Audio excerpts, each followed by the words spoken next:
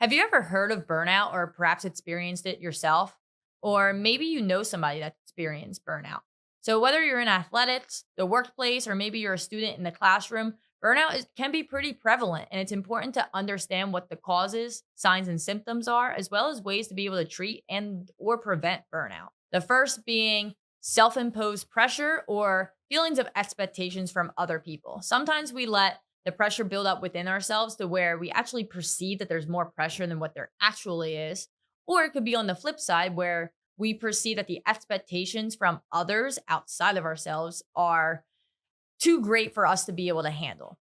A second common cause of burnout is going to be overtraining or lack of adequate recovery. So in athletics, overtraining is working out or practicing every single day with little to no rest. You can also think about this in the classroom or in the workplace where you're continuously working without taking any breaks for yourself. A third cause is having a perceived lack of control. Sometimes when we feel like our autonomy is being taken away or like we just don't quite have a grip on the chaos going on around us, we let this lead us into a spiral of burnout. So, what are some common signs or symptoms of burnout?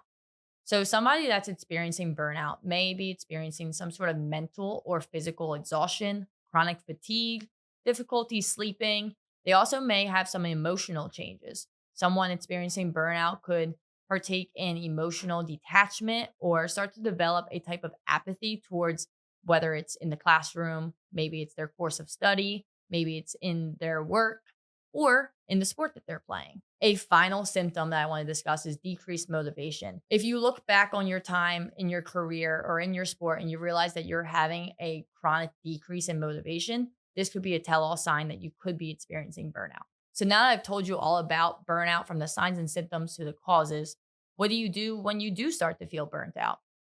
One good takeaway for you is that you should try and develop some sort of flexible schedule or just be able to give yourself grace, whether it be through boundary setting or time management strategies or goal setting. Make sure you give yourself the flexibility to do whatever it is that your body might be calling for you to do in the moment. The next strategy that I have for you is to practice some sort of mindfulness or some sort of relaxation technique.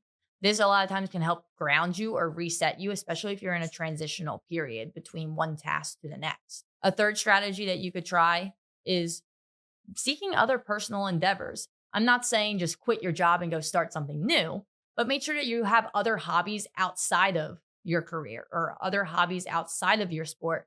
That way you don't over identify with what it is that you're doing to make money or to the sport that you're playing. And finally, make sure you have a strong, supportive social network that you feel comfortable communicating to. By having people in your corner, you know that you have somebody to turn to if you do start experiencing symptoms of burnout.